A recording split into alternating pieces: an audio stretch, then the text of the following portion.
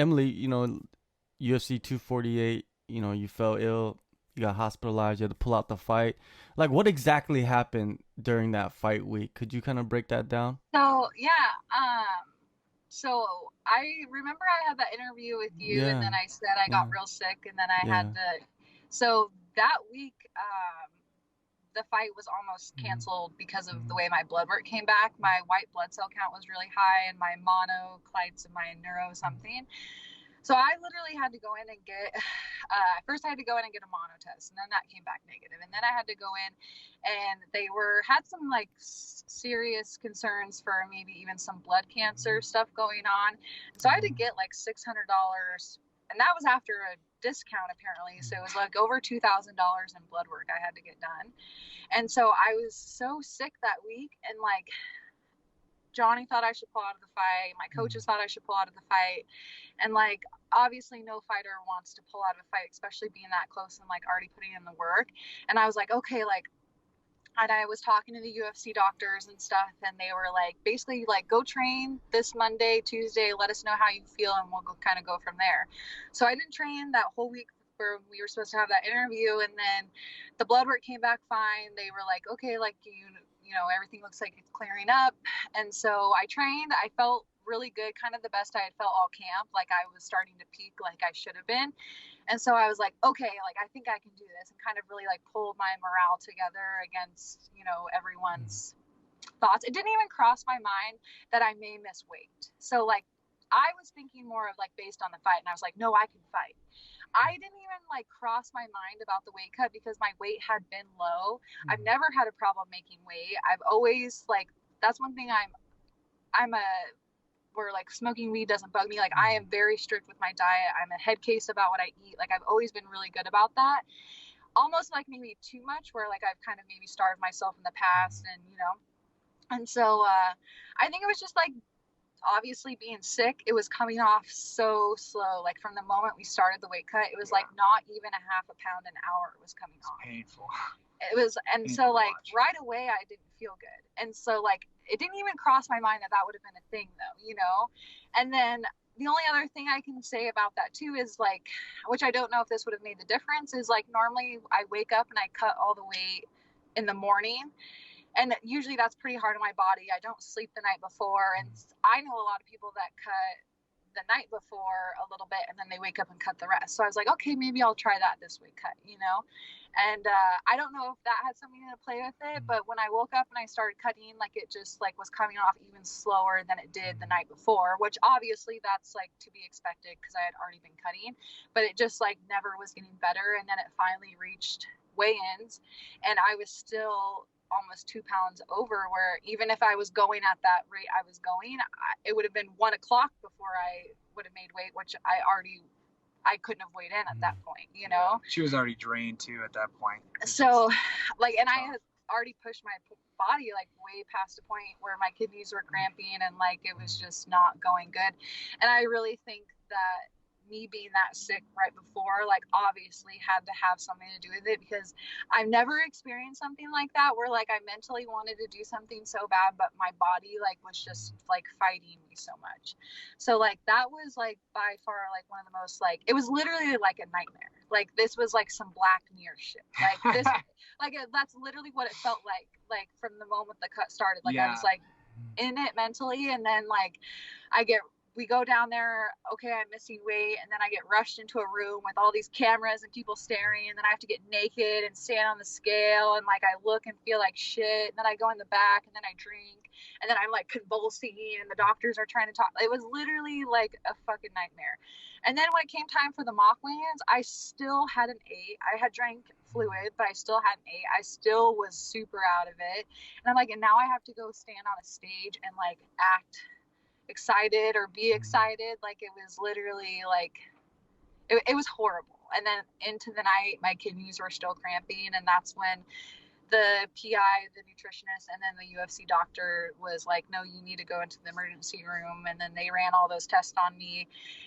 Kidney function was super high and everything was just off. And then that morning the doctor was like, this is not a good idea. I don't feel comfortable putting you out there obviously in this state. And so the only thing I can like I'm so lucky in the sense where like the UFC was so aware of everything leading up to it, Right. where they knew something was off, you know, from the beginning, where they knew I had been trying to, you know, they almost had to pull me because of the blood work and stuff. So I think they knew that I really tried, and going through the Ultimate Fighter House and making weight every time, and like knowing me as a fighter, like they obviously knew something was off. And Dana called me and was just like really concerned, and was just basically like please take care of yourself, you know, like I know what kind of fighter you are, and like I know there's a lot of pressure to like, you know, be here and perform, and like he's like, but I don't ever want to put, you know, you out there if that's how, you know, like if you're sick like that, like please just take care of yourself. And then I felt so bad for Polyana. I talked to her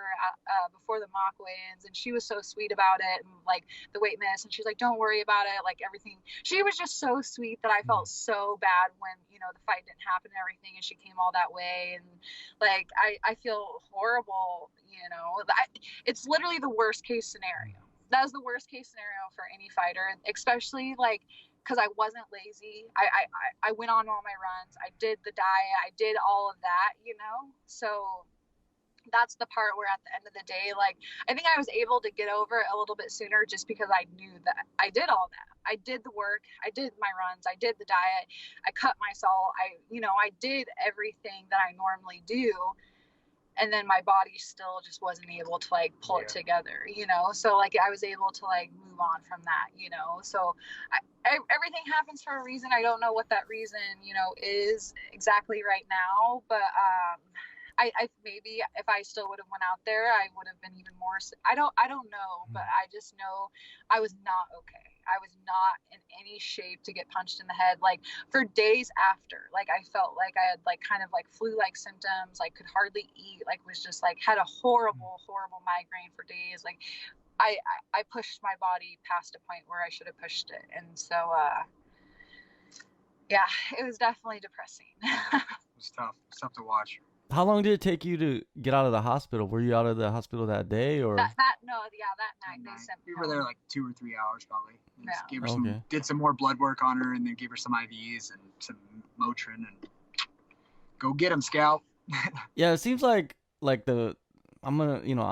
guess I'm part of the media, but some of the media, it was just the articles that were written, there was no details about what happened. It was just like you were hospitalized. That's basically like what they wrote. And do you look at that? You're like, come on, did they reach out to you? No one reached out to me really. There was a woman that I did an interview with, and then she reached out to me, but I didn't say anything back. I tried to stay off my phone completely, just because I know how toxic that can be, especially when something like that happens. And then I already felt so bad, like obviously physically and emotionally on top of it. I didn't want to read anything negative.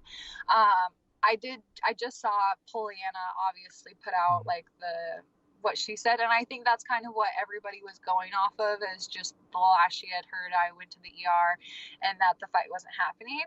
And so I think that was kind of all the media like really got was what she said, because I didn't really come out and say anything like when that happened, just because I wasn't really in a state to even I couldn't articulate really anything at that point, being that like sick still. So yeah, I didn't really try and read anything, but I did see just one headline where it was like Emily Whitmire hospitalized and stuff. So media is so hard.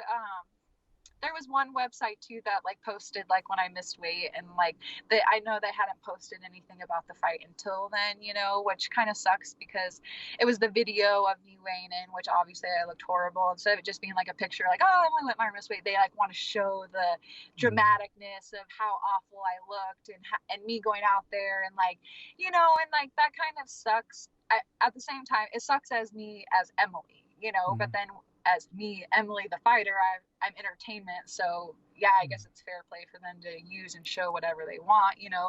But for me as me, I don't want to see that. I don't want that to be like one of my highlights out there, you know, which it just sucks, because I've never ever missed weight, you know. Like I've always been one of those people that's always like religiously on, and I've been one of those people when people miss, I'm always like, oh, how'd that happen, or like, you know, kind of been like a little bit more like not as understanding about it, you know.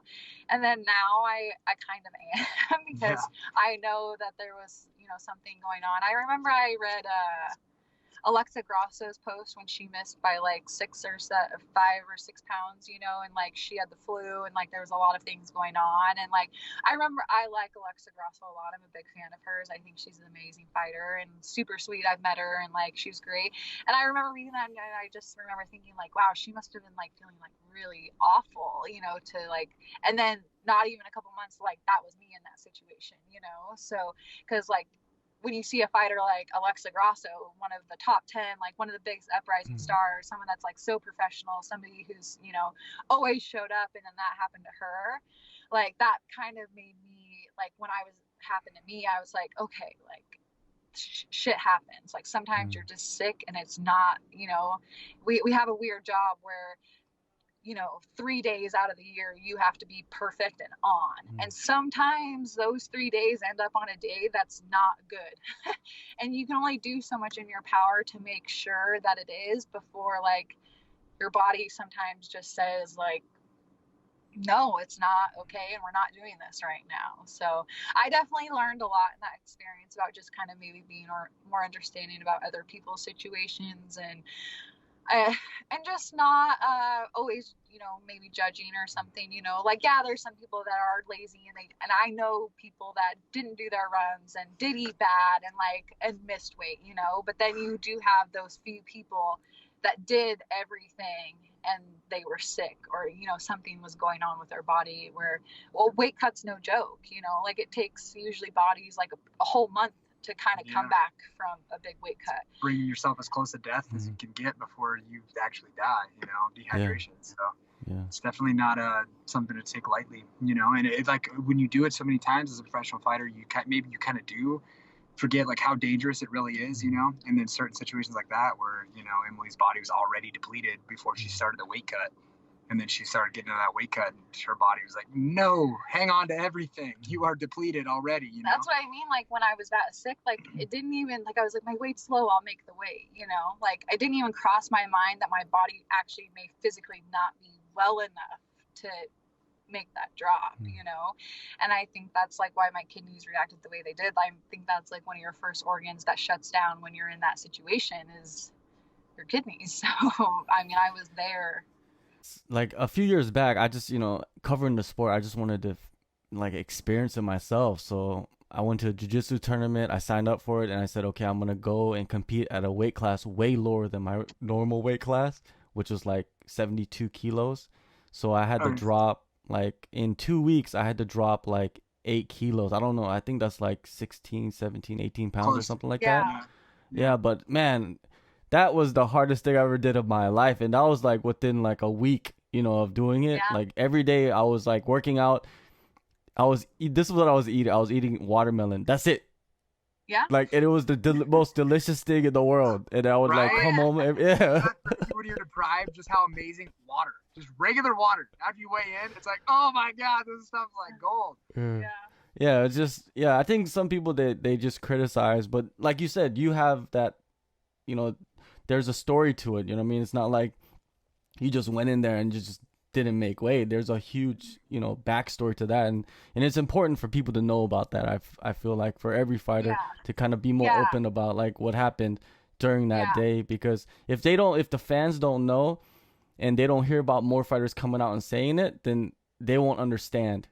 Exactly. Yeah. I definitely want to talk about it like now more than it's been a month. The dust is all settled. I feel like physically a lot better and like emotionally a lot better and stuff, So I'm definitely will talk about it more.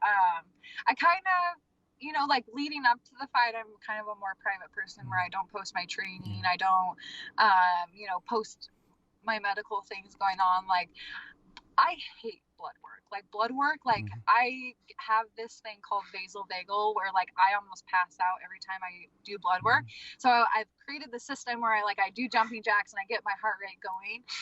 So then that doesn't happen, but usually by the end of it, like it just takes it out of me. So like that whole week, like I felt so sick, and then I'm having to go in and get my blood work done, every couple days. And it was just like, it took a lot out of me. And then I'm like, I'm supposed to fight and this is supposed to be the best I've ever felt. I'm fighting on a big card and I feel like shit and like I don't want to pull out because it's UFC, 248, it's the biggest card, blah blah blah. Like you have all this like want and like pressure for yourself to like fulfill, your obligations, and then like when something like that where it almost gets taken away from you, like you even try and like be even tougher, like, oh no, like I'm not sick, like, and then eventually like sometimes that stuff catches up to you. And I think that's like one thing where fighters, it's so hard with us, where you're like on a scale of 1 to 10, like how bad does this hurt? Well, to us, we're like a 1, but to an average person that could have been way past a 10, because we're so taught and brainwashed to think be mentally tough, overcome this. And so sometimes you don't really know when your body's actually trying to tell you something, or when you're being a pussy, or something like that. So I think that's like one thing where like you're so used to trying to talk yourself into something, like like I got this shit. When sometimes missing a leg, no big deal. Yeah, like sometimes like no, you just don't. And so pulling out of the fight was obviously just that's the worst case scenario, for a lot of fighters. And then I snowballed that into even worse case scenarios. So I definitely hope I'll talk more about it and more fans will like be more understanding about it and stuff. I'm kind of coming to the conclusion that like no matter like what you do or say, like fans already have their mind made up about you, and either they're gonna like you or they're gonna hate you, where it's just such a hard thing. Like there's just so many like just awful, like I saw somebody like talking shit about like my like Albu fight, and like they said like something about like, oh, all she's remembered for in that fight is being like the less hot girl.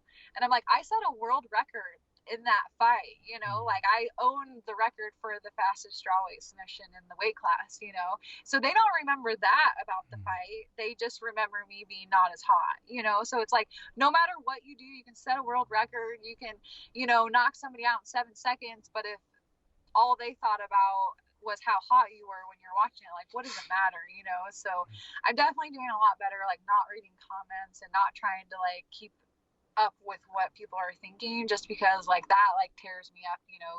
I think a lot of reasons why people get into like all my worth and all my like love for myself is based on what I've done in this sport, essentially. Like I love that I love plants, and I love that I love my dog, and things like that, but like my achievement in life is MMA, is the UFC, so then when people shit on my greatest achievement, it's kind of hard not to take that, to heart a little bit, so it's just like you have to take yourself out of that completely, because people are going to shit on my greatest achievement no matter what, because I'm entertainment, and so they can say and do what they want with their entertainment. You are definitely the hottest girl in that fight.